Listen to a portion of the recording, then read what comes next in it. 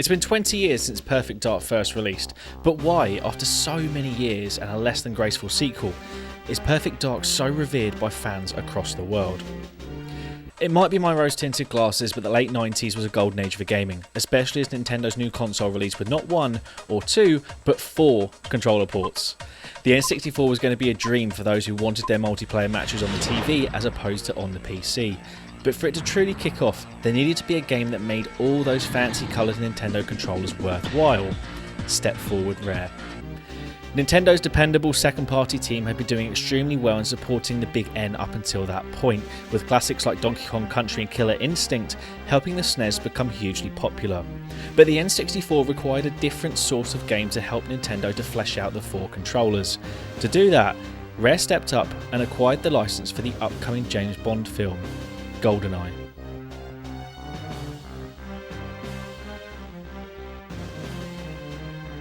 While the movie itself was average, the game was anything but. And despite the multiplayer itself only coming together just a few weeks before launch, it set the standard for console multiplayer gaming and became a cult classic, joining Mario 64 and The Legend of Zelda Ocarina of Time as the primary reason to own an N64 over the more popular PlayStation and less so popular Sega Saturn consoles. Before its release though, Perfect Dark was hyped unlike almost any game before it. While it wasn't in name, in truth it was the sequel to GoldenEye. Rare didn't have the license to make a game for Tomorrow Never Dies, that James Bond license went to EA after a bidding war, but GoldenEye was so successful that Rare didn't need it. People knew that Rare was the reason why a movie-inspired video game was so good, not the license itself. And now, with Bond out of the equation, Rare had the license to do as they pleased, no longer tied down to any movies or IPs. The gloves were off, and the only thing holding Rare back was their imagination, and so came Perfect Dark. Little things like the Farsight XR20 which can shoot through walls, Joanna herself who shone like a beacon of light when compared to other drab and kind of mundane characters who fronted many games at the time. And while it seems silly now, even the fact that enemies could be shot at and then drop their gun was a novel thing at the time. In fact, I'm pretty sure the official Nintendo magazine at the time asked for gameplay recommendations from readers, and then they would send them into Rare, and this was one of them that made it into the game. Joanna Dark, though, was the star of the game, and drew inspiration from a number of places, including Ghost in the Shell, X-Files, and even the historical figure Joan of Arc, which is kind of where she got her name from if you couldn't already guess. One part of Perfect Dark's development that is often overlooked is that it was during a time of upheaval at Rare, with a large percentage of the Perfect Dark team leaving to form Free Radical Design, a team that would go on to create the popular Time Splitters franchise, leaving Joanna in the hands of the remaining few.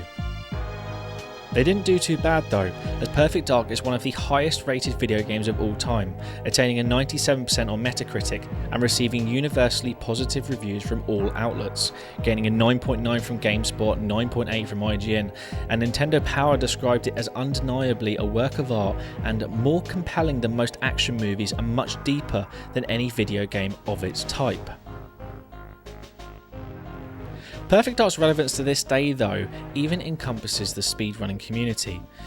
And much like its predecessor GoldenEye, these are 2 of the most popular games to speedrun thanks to their superior gameplay and long-lasting appeal. In fact, after so many years, you could argue that the game's levels have been perfected for speed to within hundredths of a second. Every turn, bullet, and movement has been calculated to within a millimetre in order to get maximum performance out. Shortly after the release of Perfect Dark came the infamous Microsoft purchase of Rare from Nintendo, a purchase that I think we're going to cover in a separate video, so you'll have to wait for that one. Needless to say though that Microsoft immediately targeted the Perfect Dark franchise as a way to kick off their soon to be released Xbox 360 console, as Perfect Dark Zero initially, and I state again initially, became a beloved launch day darling. While reviews on release were positive, over time the game has left a sour taste in the mouth, and in truth it has not aged well at all. Microsoft was also less than impressed by Zero's sales numbers, which saw them curtail 2 separate Perfect Dark proposals from Rare, in Perfect Dark Core and Perfect Dark Vengeance, neither of which got much beyond initial planning stages. Microsoft was said to be struggling to find a place for the Perfect Dark universe within its first-party lineup, with both Halo and Gears of War fulfilling Xbox's sci-fi needs. Despite this though, Rare argued that Perfect Dark could not just sit alongside them but also prosper. Microsoft though was having none of it, and so Perfect Dark was laid to rest. But why does Perfect Dark matter? Well, it matters because even to this day it's different. It's a female-led first-person shooter that combines excellent gameplay with stealth elements, a variety of tools to help you achieve your goal, conspiracies, space aliens, and an enduring soundtrack. What more could you really ask for? But most of all, after more than 20 years, it is still one of the most highly requested video game sequels. Will it see a return in the same way franchises like Shenmue, Half-Life, and let me just check my notes here, Alex the Kid? Is that back? Apparently that's back. So why can't Perfect Dark make a return just like Alex the Kid has?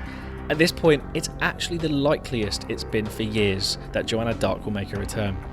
With the Xbox Series X about to release in just a few months and Xbox's first-party lineup looking like it's about to get an injection thanks to Microsoft's recent new purchases, my guess would be that Perfect Dark will make a return, but perhaps one that incorporates third-person gameplay with stealth elements, similar to a Tomb Raider or Uncharted. What we also might see is one of Microsoft's other studios take the lead on the franchise, taking Joanna away from Rare. While new IPs are great, you can't beat a classic comeback, and right now, bringing Perfect Dark back could revitalise Microsoft's first-party lineup and appeal to a diverse range of players. Do the right thing, Xbox. Bring Joanna back.